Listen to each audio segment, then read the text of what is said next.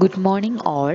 Quantitative techniques for ബിസിനസ്സിൽ ഇന്ന് നമ്മൾ ഡിസ്കസ് ചെയ്യാൻ പോകുന്നത് കോംപ്ലക്സ് റാൻഡം സാമ്പിളിങ്ങിനകത്ത് 4 മെത്തേഡ്സ് ഉണ്ടെന്ന് നമ്മൾ പറഞ്ഞു. അതിൽ ഫസ്റ്റ് മെത്തേഡായിട്ടുള്ള സ്ട്രാറ്റിഫൈഡ് സാമ്പിളിംഗ് മെത്തേഡ് നമ്മൾ നേരത്തെ ഡിസ്കസ് ചെയ്തു.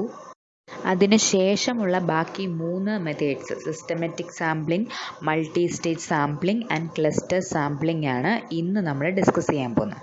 അപ്പോൾ ഫസ്റ്റ് വണ്ണിലേക്ക് പോവാം. കോംപ്ലക്സ് റാൻഡം സാമ്പിളിംഗ് മെത്തേഡ്സിലെ രണ്ടാമത്തെ മെത്തേഡായിട്ടുള്ള സിസ്റ്റമാറ്റിക് സാമ്പിളിംഗ് ആണ് ഇനി നമ്മൾ ഡിസ്കസ് ചെയ്യാനായിട്ട് പോകുന്നത്. നോക്കാം. It is a restrictive method of random sampling. Under this method, the initial unit of the sample is selected at random and the others are selected on a predetermined basis of space interval. So, before starting with the sampling procedure, it is necessary to arrange the population systematically on the basis of alphabetical or numerical or geographical or any other order. Now the size of sample is to be decided. The next step is to locate space interval of the population. Systematic sampling എന്നതുകൊണ്ട് എന്താണ് അർത്ഥമാക്കുന്നതെന്നാണ് പറയുന്നത്. Systematic sampling എന്ന് പറയുന്നത് ഒരു restrictive method of random sampling. Restrictive എന്ന് നമ്മൾ ഉദ്ദേശിക്കുന്നത് എന്തോ കണ്ടീഷൻസിൻ്റെ ബേസിലാണ് സാമ്പിൾസിനെ പോപ്പുലേഷനിൽ നിന്നും സെലക്ട് ചെയ്യപ്പെടുന്നത്. ഇനി എന്താണ് ഇതിനകത്ത് എങ്ങനെയാണ് സിസ്റ്റമാറ്റിക് സാമ്പിളിംഗ് മെത്തേഡിനകത്ത് എങ്ങനെയാണ് സാമ്പിൾസിനെ പോപ്പുലേഷനിൽ നിന്ന് നമ്മൾ പോയിൻ്റ് ഔട്ട് ചെയ്യുന്നതെന്ന് പറയുകയാണ്. ഈ മെത്തേഡിൽ under this method the initial unit of sample is selected at random. അതായത് നമ്മൾ ആദ്യത്തെ സാമ്പിൾ മാത്രം ജസ്റ്റ് സിമ്പിൾ റാൻഡമായിട്ട് അങ്ങ് സെലക്ട് ചെയ്യും. കണ്ണടച്ച് ഒരെണ്ണം അങ്ങ് സെലക്ട് ചെയ്യും. പ്രത്യേകിച്ച് റീസൺസ് ഒന്നുമില്ലാതെ ഒരു സാമ്പിളിനെ ഫസ്റ്റ് സാമ്പിൾ ഇനീഷ്യൽ സാമ്പിളിനെ നമ്മൾ ജസ്റ്റ് യാതൊരു റെസ്ട്രിക്റ്റീവ് കണ്ടീഷൻസിൻ്റെയും ബേസിലല്ലാതെ ഒരെണ്ണം അങ്ങ് സെലക്ട് ചെയ്യും. ഇനി അതിനെ പിന്തുടർന്നിട്ടായിരിക്കും നമ്മൾ ബാക്കിയുള്ള സാമ്പിൾസിനെയെല്ലാം സെലക്ട് ചെയ്യുന്നത്. എങ്ങനെയാണെന്ന് വെച്ച് കഴിഞ്ഞാൽ ഒരു സ്പേസ് ഇൻ്റർവെല്ലിൽ നമ്മൾ കൊടുക്കും. ഓക്കെ, എന്തെങ്കിലും ഒരു സ്പേസ് ഇൻ്റർവെൽ 20 അല്ലെങ്കിൽ 21 അല്ലെങ്കിൽ 10th item, every 10th item എന്ന് നമ്മൾ കൊടുക്കും. അല്ലെങ്കിൽ എവറി 20th ഐറ്റം അല്ലെങ്കിൽ എവറി 30th ഐറ്റം എന്ന് വിചാരിച്ചിട്ട് നമ്മൾ ഫസ്റ്റ് സാമ്പിൾ സെലക്ട് ചെയ്തതിന് ശേഷമുള്ള 10th ഐറ്റമാണ് നമ്മുടെ സ്പേസ് ഇൻ്റർവെല്ലായിട്ട് കൊടുക്കുന്നതെങ്കിൽ 1 2 3 4 5 6 7 8 9 10 ആ 10th ഐറ്റത്തിനെ നമ്മൾ രണ്ടാമത്തെ സാമ്പിളായിട്ട് സെലക്ട് ചെയ്യും. വീണ്ടും നമ്മൾ എന്ത് ചെയ്യുന്നു, കൗണ്ട് ചെയ്യുന്നു പോപ്പുലേഷനിൽ നിന്ന് 1 2 അവിടെ മുതൽ എവിടെ നിന്നാണോ സാമ്പിൾ എടുത്ത നെക്സ്റ്റ് മുതൽ. അപ്പോൾ അതിൽ ഫസ്റ്റ് നമ്മൾ ചെയ്യേണ്ടത് എന്താണെന്ന് വെച്ച് കഴിഞ്ഞാൽ നമ്മുടെ പോപ്പുലേഷനെ ഫുള്ളായിട്ട് ആദ്യം ആൽഫബറ്റിക്കൽ ഓർഡറിലാക്കുക അല്ലെങ്കിൽ ന്യൂമറിക്കൽ ഓർഡറിലാക്കുക. എന്തെങ്കിലും ഒരു ഓർഡറിലേക്ക് ആദ്യം നമ്മൾ എന്ത് ചെയ്യണം, നമ്മുടെ ഫസ്റ്റ് പോപ്പുലേഷനെ മാറ്റണം. എക്സാമ്പിളായിട്ട് പറയുകയാണെങ്കിൽ നിങ്ങളുടെ ക്ലാസ്സിലെ 60 സ്റ്റുഡൻസിൻ്റെയുമാണ് നിന്നാണ് സാമ്പിൾസ് സെലക്ട് ചെയ്യണമെങ്കിൽ ഈ 60 സ്റ്റുഡൻസിൻ്റെ പേരും ഞാൻ എന്ത് ചെയ്തു, ആൽഫബറ്റിക്കൽ ഓർഡറിൽ അങ്ങ് എഴുതി വെച്ചു. എന്നിട്ട് ഫസ്റ്റ് സാമ്പിളിനെ ഒരെണ്ണത്തിനെ ഞാൻ ചുമ്മാ അങ്ങ് എന്ത് ചെയ്തു, സെലക്ട് ചെയ്തു. എന്നിട്ട് എവറി 10th ഐറ്റം ആണെങ്കിൽ ഞാൻ എന്ത് ചെയ്യുന്നു, ആ സാമ്പിൾ മുതൽ നെക്സ്റ്റ് 10th ഐറ്റത്തിനെ ആയിരിക്കും 10th നെയിം ആയിരിക്കും ഞാൻ എന്ത് ചെയ്യുന്നത്, രണ്ടാമത്തെ സാമ്പിളായിട്ട് സെലക്ട് ചെയ്യുന്നത്. അതിനുശേഷമുള്ള 10th നെയിമിനെ ആയിരിക്കും ഞാൻ സാമ്പിളായിട്ട് സെലക്ട് ചെയ്യുന്നത്.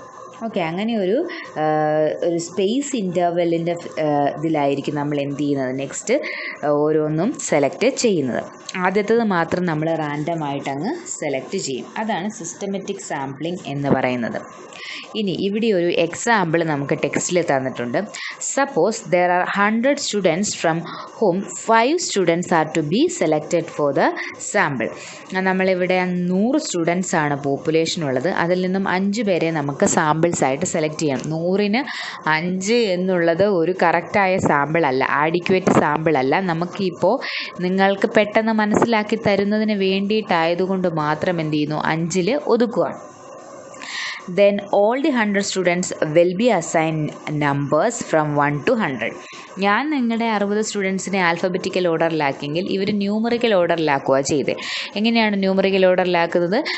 100 സ്റ്റുഡൻസിനും ഓരോ നമ്പറുകൾ അലോട്ട് ചെയ്ത് കൊടുത്തിട്ട് എന്നിട്ട് ആ നമ്പറുകൾ ഞാൻ എന്ത് ചെയ്യുന്നു 1 2 3 4 5 6 അങ്ങനെ 100 വരെ ആ 100 വരെയുള്ളതിൽ നിന്നാണ് സെലക്ട് ചെയ്യുന്നത്. ഓക്കെ, സ്റ്റുഡൻസിനെല്ലാം ഓരോ നമ്പേഴ്സ് പ്രൊവൈഡ് ചെയ്യുന്നു. റോൾ നമ്പർ എന്ന് തന്നെ ഇരിക്കട്ടെ, അങ്ങനെ റോൾ നമ്പേഴ്സ് വെച്ചിട്ട് ആ 100 സ്റ്റുഡൻസിനെയും നമ്പേഴ്സ് നമ്മൾ പ്ലോട്ട് ചെയ്തു. The space interval will be 100 divided by 5. ഇനി സ്പേസ് ഇൻ്റർവെല്ലിൽ നമ്മൾ തീരുമാനിക്കുന്നത് എങ്ങനെയാണ്? ടോട്ടൽ എത്ര പോപ്പുലേഷൻ ഉണ്ട്? 100. എത്ര സാമ്പിൾസിനെ നമുക്ക് വേണം? 5. സോ 100 ഡിവൈഡഡ് ബൈ 5 എന്ന് വെച്ച് കഴിഞ്ഞാൽ എല്ലാ 20th ഐറ്റത്തിനെയാണ് നമ്മൾ സാമ്പിളായിട്ട് സെലക്ട് ചെയ്യുന്നത്, എല്ലാ 20th ഐറ്റത്തിനെയും. ഓക്കെ, അപ്പോൾ അങ്ങനെ വേണം നമ്മൾ സ്പേസ് ഇൻ്റർവെല് ഫിക്സ് ചെയ്യാനായിട്ട്. ഇനി പോട്ടെ, നമുക്ക് വേണ്ടിയിരുന്നത് 4 സാമ്പിൾസ് ആണെങ്കിലോ 100 ഡിവൈഡഡ് ബൈ 4 25th ഐറ്റംസ് എന്ന് വരും അല്ലേ? അങ്ങനെ ഓരോന്നും ഡിഫറെൻ്റ് ആയിക്കൊണ്ടിരിക്കും. ഓക്കെ, അപ്പോൾ 100 ഡിവൈഡഡ് ബൈ 5 ചെയ്യുമ്പോൾ 20 കിട്ടും. നമ്മളിവിടെ എവറി 20th ഐറ്റമാണ് എടുക്കുന്നത്. ഇനി എന്താ പറയുന്നത്? After this 1 student is selected from at random from the first 20 students. നമുക്ക് ആദ്യത്തെ സ്പേസ് ഇൻ്റർവെൽ എന്ന് പറയുന്നത് നമ്മൾ 20ന്ന് സെലക്ട് ചെയ്ത് കഴിഞ്ഞാൽ ആദ്യത്തെ 20 സ്റ്റുഡൻസിനെ നമ്മൾ എന്ത് ചെയ്യുന്നു? ഫുള്ളായിട്ട് നോക്കുന്നു. ഓക്കെ, നമ്മുടെ സ്പേസ് ഇൻ്റർവെല്ലിൽ ഫിക്സ് ചെയ്തിരിക്കുന്നതിനകത്ത് ആദ്യത്തെ 20 സ്റ്റുഡൻസിനെ നമ്മൾ എടുക്കുന്നു. എന്നിട്ട് ആ 20 സ്റ്റുഡൻസിനകത്തു നിന്ന് ഏതെങ്കിലും ഒന്നിനെ നമ്മൾ എന്ത് ചെയ്യുന്നു? റാൻഡമായിട്ട് ചുമ്മാ കണ്ണു അടച്ച് നമ്മൾ ഒരാളെ സാമ്പിളായിട്ട് അങ്ങ് സെലക്ട് ചെയ്യുന്നു. ഓക്കെ, അവിടെ നമ്മൾ ഒന്നിൻ്റെയും ബേസിലല്ല ഫസ്റ്റ് സാമ്പിളിനെ സെലക്ട് ചെയ്യുന്നു. If his number comes out to be 9, then other 4 students are taken corresponding to the numbers. Okay, അതായത് ഇവിടെ കൊടുത്തിട്ടുണ്ട് 29. 29 എന്ന് പറഞ്ഞാൽ എന്താണ്? 9 + 20. ഓക്കെ, 29.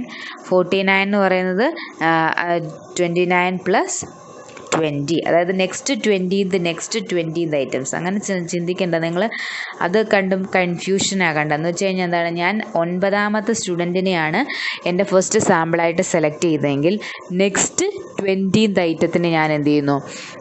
അടുത്ത സാമ്പിളായിട്ട് സെലക്ട് ചെയ്യുന്നു. 9ാമത്തെ കുട്ടിയാണ് ഞാൻ ഫസ്റ്റ് സാമ്പിളായിട്ട് സെലക്ട് ചെയ്യുന്നതെങ്കിൽ എൻ്റെ സ്പേസ് ഇൻ്റർവെല്ലിൽ ഞാൻ ഫിക്സ് ചെയ്ത് വെച്ചേക്കുന്നത് 20 ആണെങ്കിൽ നെക്സ്റ്റ് സ്റ്റുഡൻ്റ് എന്ന് പറഞ്ഞാൽ എന്താ?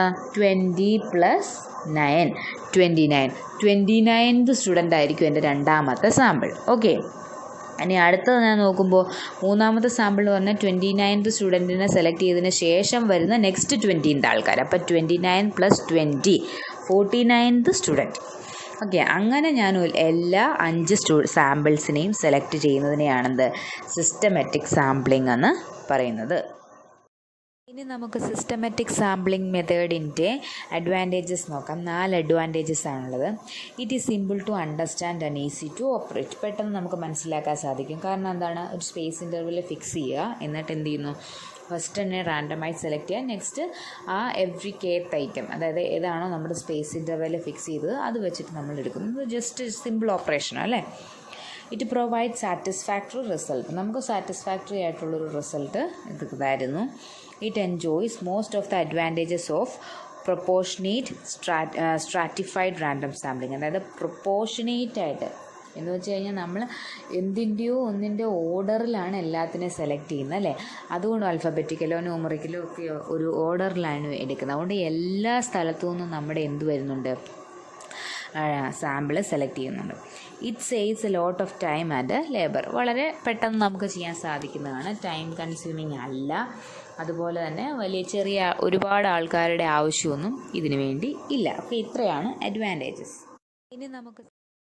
ഇനി രണ്ട് ഡിസഡ്വാൻറ്റേജസേ ഉള്ളൂ. First disadvantage, it needs a complete and up to date frame of the population which is not available in most cases. നമ്മൾ പറഞ്ഞു 60 സ്റ്റുഡൻസ് ഉണ്ടെങ്കിൽ 60 സ്റ്റുഡൻസിനെയും നമ്മൾ എന്ത് ചെയ്യുന്നു? ന്യൂമറിക്കലോ ആൽഫബറ്റിക്കലോ ഒക്കെ ഓർഡറിലാക്കുന്നു. അപ്പോൾ 60 സ്റ്റുഡൻസിൻ്റെയും ആവശ്യമുണ്ട് അവിടെ അല്ലേ? പേര് ലിസ്റ്റ് നമ്മൾ ഉണ്ടാക്കേണ്ടതുണ്ടല്ലേ?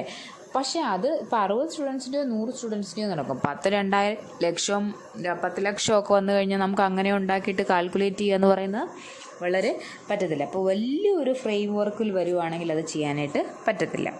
രണ്ടാമത്, it select unrepresentative items when there are cyclical features in the population and space interval k is equal to or multiple of the cycle. അതായത് പല തരത്തിലുള്ള ഫീച്ചേഴ്സ് ഉള്ള ആൾക്കാർ ഇതിനകത്തുണ്ടെങ്കിലും നമുക്ക് എന്ത് ചെയ്യാൻ സാധിക്കത്തില്ല, റെപ്രസെൻറ്റേറ്റീവ് ആയിട്ടുള്ള പോപ്പുലേഷനെ സാമ്പിളായിട്ട് സെലക്ട് ചെയ്യാനായിട്ട് സാധിക്കത്തില്ല. കാരണം ക്ലാസ്സിലെ 60 സ്റ്റുഡൻസ് എന്ന് പറയുമ്പോൾ 60 സ്റ്റുഡൻസും ഏകദേശം ഒരുപോലെയുള്ളവരായിരിക്കും, ഒരേമാതിരി ഫീച്ചേഴ്സ് ഉള്ളവരായിരിക്കും അല്ലേ. അപ്പോൾ അവരെ ഓർഡർ ആക്കി കഴിഞ്ഞാലും അവർക്കുള്ളിൽ വരുന്ന ആളുകൾക്ക് ഏകദേശം ഒരുമയൊക്കെ ഉണ്ടായിരിക്കും. ഇപ്പം ഇന്ത്യയിലെ ഫുൾ ആളുകളെ വെച്ചിട്ടാണെങ്കിലോ അപ്പോൾ അവിടെ ഭയങ്കര വെറൈറ്റീസ് ഓഫ് ആൾക്കാർ വരും അല്ലേ. അപ്പോൾ എല്ലാ വെറൈറ്റിയും ഉൾപ്പെടുത്തിക്കൊണ്ട് നമുക്ക് സാമ്പിൾ സെലക്ട് ചെയ്യുക എന്ന് പറയുന്നത് വളരെ പാടാണ്. ഓക്കെ, അതാണ് 2 ഡിസഡ്വാൻറ്റേജസ്. ഇനി മൂന്നാമത്തെ method of complex random sampling നോക്കാം, multi stage sampling. Okay, multi stage sampling എന്താണെന്ന് നോക്കാം. Under this method, samples are drawn stage by stage.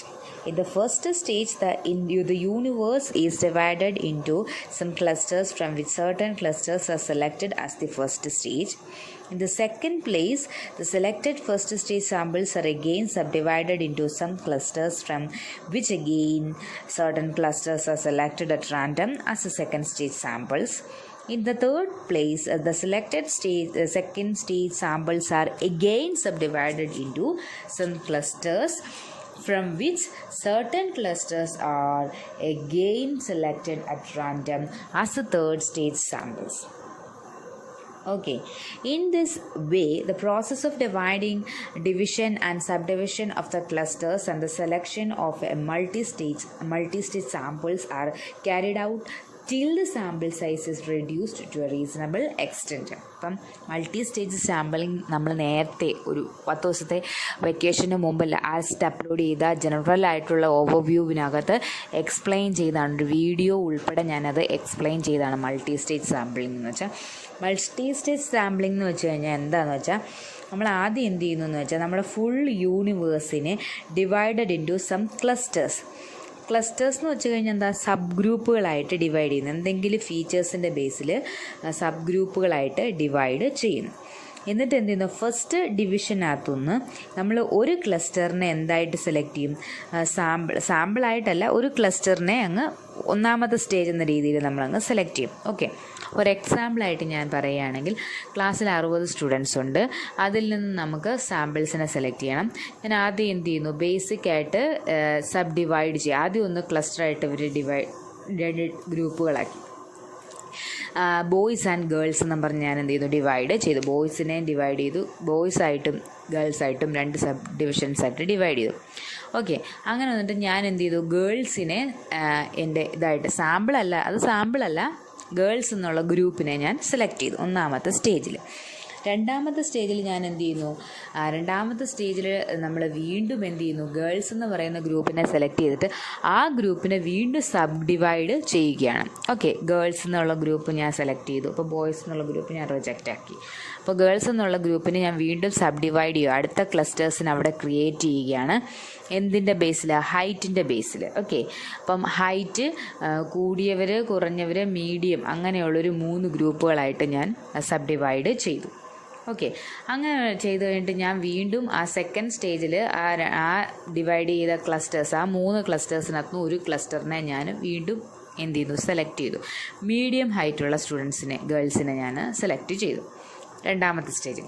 മൂന്നാമത്തെ സ്റ്റേജിൽ ഞാൻ വീണ്ടും ഇപ്പം ഞാൻ സെലക്ട് ചെയ്ത മീഡിയം ഹൈറ്റുള്ള ഗേൾസ് എന്നുള്ള ആ ഗ്രൂപ്പിനെ ഞാൻ വീണ്ടും ഏതൊക്കെയോ ക്യാരക്ടറിസ്റ്റിക്സിൻ്റെ ബേസിൽ സബ് ഡിവൈഡ് ചെയ്ത് ക്ലസ്റ്റേഴ്സ് ആക്കുക ചെയ്യുന്നത്. ഓക്കെ, അപ്പോൾ ഞാൻ അവരെന്ത് ചെയ്യുന്നു, മീഡിയം ഹൈറ്റുള്ള സ്റ്റുഡൻസിനെ ഞാൻ അടുത്തത് അവരുടെ ആനുവൽ ഇൻകത്തിൻ്റെ ബേസിൽ, അവരുടെ പേരൻസിൻ്റെ ആനുവൽ ഇൻകത്തിൻ്റെ ബേസിൽ ഡിവൈഡ് ചെയ്യുകയാണ്. Okay, above 5 lakh and below 5 lakh, above 5 lakh up to 10 lakh, above 10 lakh, അങ്ങനെ 3 ആയിട്ട് ഞാൻ ഡിവൈഡ് ചെയ്തു. ഓക്കെ. എന്നിട്ട് ഞാൻ അതിനകത്തുനിന്ന് ഒരു ഗ്രൂപ്പിനെ എന്ത് ചെയ്തു, വീണ്ടും സെലക്ട് ചെയ്തു. അങ്ങനെ ഞാൻ വീണ്ടും സെലക്ട് ചെയ്ത് വരുമ്പോഴത്തേക്കിനും ആ ഗ്രൂപ്പുകൾക്കകത്തെ മെമ്പേഴ്സിൻ്റെ എണ്ണം കുറഞ്ഞു വരും അല്ലേ. അങ്ങനെ ഫൈനലി എൻ്റെ സാമ്പിൾ എത്രയാണ്, ഞാൻ ഈ 60 പേരിൽ നിന്നും 10 പേരെയാണ് സാമ്പിൾസായിട്ട് സെലക്ട് ചെയ്യേണ്ടതെങ്കിൽ ആ 10 പേരാകുന്നിടം വരെ ഞാൻ എന്ത് ചെയ്യുന്നു, വീണ്ടും ഓരോരോ റീസൺസ് ഉണ്ടാക്കിയിട്ട് എന്ത് ചെയ്യുന്നു, ഞാൻ അവരെ അങ്ങനെ സബ് ഡിവൈഡ് ചെയ്തുകൊണ്ടിരിക്കുന്നത്. മൾട്ടി സ്റ്റേജ് സാമ്പിളിങ്, അതിനെയാണ് മൾട്ടി സ്റ്റേജ് സാമ്പിളിംഗ് എന്ന് പറയുന്നത്. ഓക്കെ. ഇനി നമുക്ക് ലാസ്റ്റ് കോംപ്ലക്സ് റാൻഡം സാമ്പിളിംഗ് മെത്തേഡായിട്ടുള്ള ക്ലസ്റ്റർ സാമ്പിളിംഗ് എന്താണെന്ന് നോക്കാം.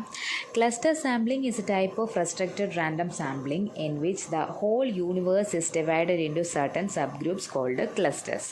Certain such clusters are selected at random to provide for sample. All the units belonging to these selected clusters constitute the sample design.